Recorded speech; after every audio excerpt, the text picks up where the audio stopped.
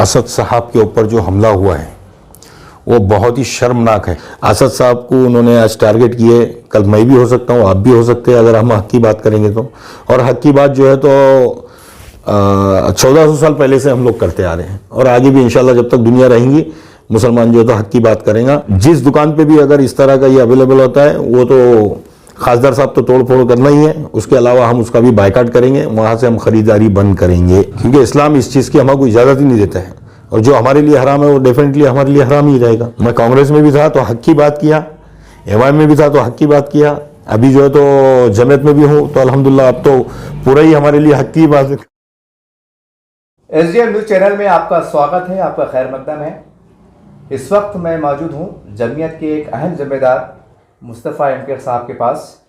और जैसा सभी जानते हैं ख़ासकर कि एक मराठवाड़े में एक जमीयत के अंतर्गत उसके ज़ेर तमाम ये तमाम तरह की हर तरह की सरगर्मियों में शामिल रहते हैं फलाह बहबूद के। और कहीं ना कहीं जमीयत का एक अपना जो रूल है हम देखते हैं मुल्क भर में कि तमाम तबक़ात में यकसा काम करना और इंसानियत के लिए काम करना, उस इंसानियत के पैगाम काम करना, इसी तमाम मसरूफियत में इनके कामकाज में शामिल हैं। और एक मसरूफ़ तरीन दौरे में इनकी मसरूफ़ से थोड़ा हमने वक्त निकाल कर हम इनसे मुलाकात करने जा रहे हैं। सर आपको हमारे चैनल में खैर मकदम है। सर आज हमारे महाराष्ट्र में वाइन शॉप को लेकर जो एक फ़ैसला आने जा रहा है, हो सकता है कि अमल में भी आ जाए वो, और सबसे बड़ी बात MIM के कौमी सदर असद नबी साहब पर हमला होता है जिसकी तमाम चारों तरफ निंदा भी की जा रही है, लेकिन कहीं ना कहीं हम समझते हैं कि वहाँ पर राजनीति भी चल रही है। ये तमाम पस मंज़र में क्या कहेंगे आप जमीयत का मौक़िफ़ बोलिए या पर्सनली तौर से सोशल वर्कर है उनकी तरफ से बोलिए, क्या कहेंगे आप? सबसे पहले तो मैं ये बात बताता हूँ कि जो असद साहब के ऊपर जो हमला हुआ है वो बहुत ही शर्मनाक है। यूपी सरकार के लिए बहुत शर्मिंदगी की बात है कि हिंदुस्तान के अंदर किसी को बोलने के राइट्स रहे या नहीं रहे, और स्पेशली ये जो है तो यूपी सरकार ने इसके ऊपर कड़ी से कड़ी कार्रवाई करके उन लोगों को सज़ा देना चाहिए। और हम बिल्कुल असद साहब हो या कोई भी सेलिब्रिटी हो या कोई भी लीडर हो, एक इंसानियत जो होती है वो इंसानियत अपनी जगह पे होती है। वो पार्टी के जो अपने मामला थे वो एक अपनी जगह पे हैं, लेकिन एक ह्यूमन बीइंग होने के नाते ये चीज़ बहुत गलत हुआ और हम उसकी मजम्मत करते हैं। सर हम देखते हैं कि इससे पहले कि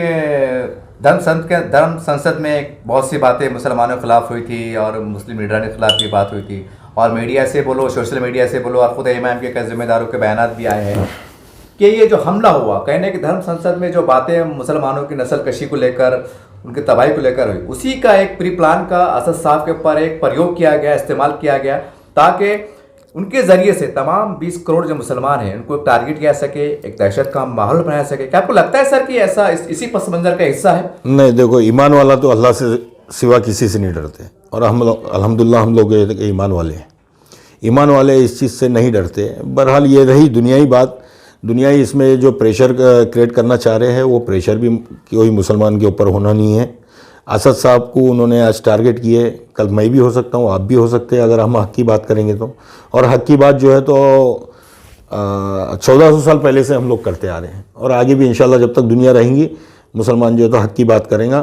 बहरहाल ये जो हादसा हुआ है बहुत ही शर्मनाक है। यूपी सरकार, यूपी पुलिस के लिए, सेंट्रल गवर्नमेंट के लिए इन्होंने जल्द से जल्द इसके ऊपर कार्रवाई करना चाहिए। इसके पीछे कौन है, किसने साजिश किया है, ये सब खुल के आएगा अगर ईमानदारी से उन्होंने अगर की है, इंसाफ देने वाली बात की है तो। सर हम देखते हैं कि अब चंद माह बाद जो है तो यूपी के अंदर चुनाव भी होने वाले हैं। एक बतौर सामाजिक कार्य के तौर पे, क्योंकि आपका भी सियासत से गहरा ताल्लुक़ रहा है, आप बहुत सियासत को करीब से देख रहे हैं और देखते भी हैं, तो वहाँ के इलेक्शन पे ये हमले के बाद क्या पस मंज़र रहेगा, क्या असरअंदाज होंगे मुसलमानों के ऊपर, वहाँ की सियासत में किस तरह से बदलाव आएगा या क्या इसके असरात अच्छे या बुरे? नहीं, चेंजेस तो आएगा इसके अंदर। जो आवाज़ को दबाना चाह रहे हैं वो आवाज़ और बुलंद होगी और आवाम इस चीज़ को समझेगी वहाँ की भी। और बाकी सियासत से मुझे अभी इतना ये नहीं, क्योंकि मैं जमीयत से ज़्यादा अटैच हूँ और नेशनल ह्यूमन राइट्स का मेंबर हूँ, तो ह्यूमन की बात करूँगा मैं ज़्यादा। सब आप जैसा आप नेशनल ह्यूमन राइट्स की बात करें तो कहने कहीं पे हमले के ऊपर भी कहने की फिर आपकी जिम्मेदारी बढ़ जाती है, इसके ऊपर आवाज़ बुलंद करना, मुनज़्ज़म तरीके से आपकी बात इंसानियत के नाते बात पहुँचाना, बतौर एक ह्यूमन राइट्स के एक जिम्मेदार होने नाते आप इसके ऊपर क्या किस तरह से आवाज़ उठाएंगे या क्या मांग रहेंगी आप? बिल्कुल, मेरा जो है हमारे दिल्ली में जो प्रेसिडेंट, ऑल इंडिया के जो प्रेसिडेंट है और महाराष्ट्र के जो प्रेसिडेंट है मोहिद्दीन साहब और मेहताब रॉय साहब, इनको मैंने अभी लेटर मैंने भेजना है कि ये जो मामला हो रहे हैं इसके ऊपर ह्यूमन राइट्स की नज़र हमारी बना के इसके ऊपर आगे काम करेंगे हम कुछ तो भी। सर अब आ जाते हैं महाराष्ट्र के ऊपर के वाइन शॉप, ये शराब को लेकर के अब ऐसे ही कुछ मीडिया के ज़रिए से हुकूमत ऐसा फैसला लेने जा रही है, अब तक उसका कुछ इम्प्लीमेंट नहीं हुआ है कि आम किराना दुकान बोलो, पान टपरी बोलो, स्टोर बोलो, वहाँ पर अब शराब आसानी दस्तियाब हो सकेंगे अगर फैसला लागू हो जाता है। तो कितना घातक या कितना, क्या समझते हैं आप इसको, यानी ये फैसला होने के बाद किस तरह से एक समाज में बिगाड़ आएगा बोलिए, या इसके क्या असरात पड़ेंगे और किस तरह से पड़ेंगे? समाज में बिगाड़ की जो बात है तो वो बहुत बड़े पैमाने पे आएगी। यानी अगर महाराष्ट्र की ये तिगड़ी सरकार जो है आज तक, जिनको हम जो है तो उदय ठाकरे को हम खुद बोलते थे कि नहीं अच्छा जा रहे हैं ये, लेकिन वो इस तरह की जो हरकतें, इससे इनको इनकम ज़्यादा है, सोर्स ऑफ इनकम बहुत है इनको, इसके अंदर टैक्स का पैसा इनको बहुत मिलता है, उसके लिए ये स्टेप लेने जा रहे हैं। लेकिन हम इसके बिल्कुल ख़िलाफ़ में रहेंगे। जैसे कि हमारे औरंगाबाद के खासदार इम्तियाज़ जलील साहब ने जो स्टेटमेंट दिया है कि हम तोड़ फोड़ करेंगे, बिल्कुल हम उनके कंधे से कंधा और कदम से कदम लगा के हम खड़े रहेंगे। और जिस दुकान पे भी अगर इस तरह का ये अवेलेबल होता है, वो तो खासदार साहब तो तोड़ फोड़ करना ही है, उसके अलावा हम उसका भी बायकाट करेंगे, वहाँ से हम ख़रीदारी बंद करेंगे। ये साफ अल्फाजों में मैं बोलता हूँ कि हम उनके पास से कोई ख़रीदारी नहीं करेंगे, क्योंकि इस्लाम इस चीज़ की हमें कोई इजाज़त ही नहीं देता है, और जो हमारे लिए हराम है वो डेफिनेटली हमारे लिए हराम ही रहेगा। सर हम देखते हैं कि कुछ ताकतें, चाहे सियासत की आड़ में हो या सियासत के पर्दे के पीछे हो, कहने के मुसलमानों की जो उनके जो मसाइल हैं, जैसा शराब पीना हराम है, जैसा नाच गाने वगैरह, ये सब बहुत जो चीज़ें हराम है, कहने के उसको एक अलग अंदाज से वो आम करने की कोशिश करते हैं। तो ऐसा तो नहीं कि जैसा इस्लाम में बहुत सख्ती से मना किया गया कि आप शराब के पास मत जाइए, शराब को अगर आप छू लेते हैं या पी लेते हैं, इस्तेमाल करते हैं, तो आप कहने के इस्लाम से खारिज हो जाते हैं। तो क्या ऐसा तो कुछ ताकत इस तरह से काम करेगी मुस्लिम समाज को कहने के इस्लाम से बिगाड़ पैदा किया जाए, ऐसा हो सकता है, मुमकिन है सर? साजिशें तो पहले से होते आ रही है और साजिशें आगे भी होगी, लेकिन इन साजिशों को नाकाम करने के लिए हम लोग ही हैं, ईमान वाले जो है इन साजिशों को नाकाम करेंगे। जो चीज़ हमारे इस्लाम जिस चीज़ की हमको इजाज़त नहीं देता, हम वो चीज़ नहीं करते। और इंशाल्लाह नौजवान जो पीढ़ी है, आज महाराष्ट्र सरकार ने सोचना चाहिए कि बेरोज़गार जो लोग हैं उन लोगों के लिए सोचना चाहिए। जो युवा जो है आज के इसमें बेरोज़गारी से जूझ रहा है, कारोबारी जो है तो अपने बेरोज़गारी से जूझ रहा है, जो आज कारोबार के अंदर जो ग्राफ नीचे गिरा है, तो ये सब के ऊपर इन्होंने ध्यान देना चाहिए, ना कि ये फजूल की चीज़ें इसके ऊपर जो है तो उन्होंने कोई ध्यान लगाना चाहिए। सर हमारे महाराष्ट्र में आघाड़ी सरकार है, राष्ट्रवादी है, कांग्रेस है, सेना है, और ये मिलकर सरकार चला रहे हैं, बहुत अच्छी बात है। और हम समझते हैं कि हर पार्टी में कहने के कम या थोड़े ज़्यादा मुसलमान नेता है, कार्यकर्ता बोलिए, शहरदश बोलिए, आमदार बोलिए, कहने के खासदार भी है महाराष्ट्र के अंदर। तो क्या कारण है कि कम से कम जो मुस्लिम नेता है, कम से कम अखलाकी तौर पर उनकी तरफ से कोई मुनज़्ज़म एक ठोस आवाज़ नहीं उठ रही है कि ठीक है हम आपके पार्टी से जुड़े हैं, लेकिन शराब कहने के इस्लाम तो मामला है उसको बहुत हराम है, लेकिन कहने के इंसानियत के लिए नुकसानदेह, तो उनकी तरफ से आवाज़ नहीं उठ रही है। या सरकार में जो सेकुलर पर्सन है, हमारे हिंदू भाई भी लीडर हैं जो इस चीज़ की बहुत कर रहे हैं, लेकिन वो खुल के नहीं आ रहे हैं। क्या कहेंगे आप, एक राजनीति का दबाव है कि कहने के वो भी खामोश तरीके से मिले हुए हैं? नहीं, देखिए अभी इसके अंदर जो तो मानसे के कुछ लीडर थे, उन्होंने आवाज़ उठाई, ऐसा नहीं कि नहीं, नॉन मुस्लिम थे वो, लेकिन हमारे पास से एमपी इम्तियाज़ जलील साहब ने जो आवाज़ उठाए हैं, बहुत ही तारीफ़ काबिल है वो। और मैं चाहूँगा कि जितने भी से इन पार्टियों के अंदर मुसलमान हैं, एटलीस्ट मुसलमान जिनको छोटे से छोटा और बड़े से बड़ा कद मिला हुआ है उसके अंदर,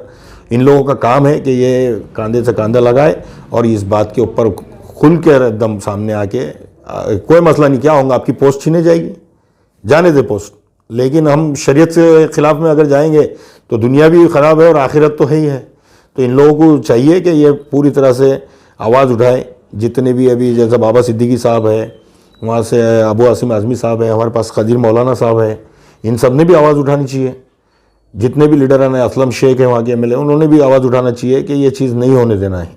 महाराष्ट्र में के अंदर। सर एक बतौर सामाजिक कार्यकर्ता और कहने के आप, जैसा मैंने कहा कि आप सियासत से बहुत करीब हैं, आप सियासत में कहने के एक पर्दे के पीछे सही अच्छे कामों के लिए आप इन्वॉल्वमेंट में रहते हैं, मैं खुल के पूछ रहा हूँ आपको कि आघाड़ी सरकार का जो कार्यकाल चल रहा है 2.5 साल का, आप क्या महसूस करते हैं कि भाई इनके दौरे काल में, ठीक है अदर समाज की तो बात नहीं करेंगे कि दलित और मुसलमान, इन्हीं का रोना रोया जाता है, इन्हीं पे जुल्म अत्याचार होते हैं अलग अलग शक्लों में, कहाँ तक मुसलमानों को इंसाफ मिला, या मुसलमान वाकई कुछ आगे तरक्की कर रहे हैं, और कर रहे हैं तो किस तरह से कर रहे हैं, और नहीं कर रहे हैं उसकी वजूहत क्या है? अभी पिछले 3 साल से जो आघाड़ी सरकार चल रही है, इसके अंदर काफ़ी अच्छा मैसेज जो है तो महाराष्ट्र की पब्लिक को और महाराष्ट्र से बाहर वालों को भी मिला है कि नहीं, ये सरकार जो है सेकुलर है, सेकुलर है। सेकुलरिज्म के अंदर आप जो है कुछ कास्टिज्म अगर घुसा देते हो तो सेकुलर नहीं रहेगा। और इनका काम है, तिगड़ी सरकार है, इनका काम है कि ये ऐसा दिल आज़ारी किसी की ना करें, चाहे वो मुसलमान हो, दलित हो, शिया हो। महाराष्ट्र के अंदर बहुत अच्छी सरकार चल रही है और इसको अगर इन्होंने कंटिन्यू करे, हमारा क्या है, छोटे छोटे मुद्दे होते हैं मुसलमानों के, छोटे छोटे से मुद्दे होते हैं, वो चीज़ को भी जहन में रखे हो। दलित जो पिछड़ा वर्ग है, पिछड़ा समाज है, उनको भी ध्यान में रखते हुए वो आगे अपना काम करें, तो हो सकता है आने वाले टाइम में फिर कंटिन्यू यही सरकार आगे बढ़ेगी, अगर इन्होंने अच्छा अभी रिस्पांस दिया अगर पब्लिक को। तो सर एक सवाल ये है, ये सवाल तो मुझे आपसे नहीं करना चाहिए, लेकिन क्योंकि आप सोशल वर्कर हैं, आप इत्तेहाद की बात करते हैं, आप सब समाज में जाते हैं, तो क्या ऐसा मुमकिन है कि आने वाले वक्तों में जैसे फिरका परस्त ताकतों रोकने के वास्ते इमाम है, कांग्रेस है, राष्ट्रवादी शिवसेना है, ये आप जैसे लोग जो सोशल वर्कर हैं उनके ऊपर एक दबाव बनाएं, अपीलें करें कि भाई देखिए फिरका परस्तों को रोकना है महाराष्ट्र में, तो आप मिलिए, एक इत्तेहाद आइए। ये सवाल आपसे जुड़ता हो नहीं है, लेकिन एक बतौर एक, क्योंकि आप सामाजिक कार्यकर्ता है, आप जनता में से आते हैं, तो आपका ओपिनियन क्या है? मेरा ओपिनियन आवाम से तो यही रहेगा कि जो अच्छा काम कर रहा है, आज अल्हम्दुलिल्लाह आप साहिब समझ हो, आपको अक्ल सलीम अल्लाह ने दिया हुआ है, अल्लाह ने आपको चावल दिया, तो आपको डेफिनेटली आपके जहन के ऊपर डिपेंड करता है कि आप उसको बिरयानी बना के खाए या खिचड़ी बना के खाए या आप रुक्का खाए। तो ये अक्ल सलीम अल्लाह ने सबको दिया हुआ है, और अपने अक्ल सलीम को यूज़ करते हुए अपने इससे जो है, जो भी पार्टी का लोग अच्छा काम करते हैं उनके साथ में जुड़ना है। मैं सेकुलर होने की वजह से ये बोलूँगा, अगर मैं कोई पार्टी की बात करूँगा तो फिर मैं डेफिनेटली मुझे वो पार्टी के अगर अंडर में मैं काम कर रहा हूँ तो उनकी मैं बात करूँगा, लेकिन मैं वैसा नहीं करता हूँ। मैं कांग्रेस में भी था तो हक की बात किया, एमआईएम में भी था तो हक की बात किया, अभी जो है तो जमात में भी हूँ, तो अल्हम्दुलिल्लाह अब तो पूरा ही हमारे लिए हक की बात करनी है हमको। सर ऐसा भी अफवाह बोलिए या पता नहीं जो भी है, कई लोगों से आपके खैरख्वाह बोलिए, आपके दोस्ताने वाले बोलिए, उनसे बात चल रही है कि आप बहुत जल्द या एमआईएम में प्रवेश करने वाले, कोई कहता है कि राष्ट्रवादी में जाने वाले, कोई कहता है कांग्रेस में जाने वाले। एक मामला है साहब, बात समझ में नहीं आ रही है कि वाकई हकीकत में आप किस सियासी पार्टी में प्रवेश करने वाले, एमआईएम बोलिए, राष्ट्रवादी बोलिए, कांग्रेस बोलिए, या खाली अफवाह चल रही है? साहब अगर मैं अभी आप मेरे पास में देखेंगे ऑफिस के अंदर सब लीडरान की तस्वीरें लगी हुई हैं। ये वक्त के हिसाब से मैं जब कांग्रेस में था तो कांग्रेस के लीडरान, एमआईएम में था तो इम्तियाज़ भाई वगैरह और बाकी असद साहब वगैरह, बाकी सबकी तस्वीरें मेरे साथ में लगी हुई हैं।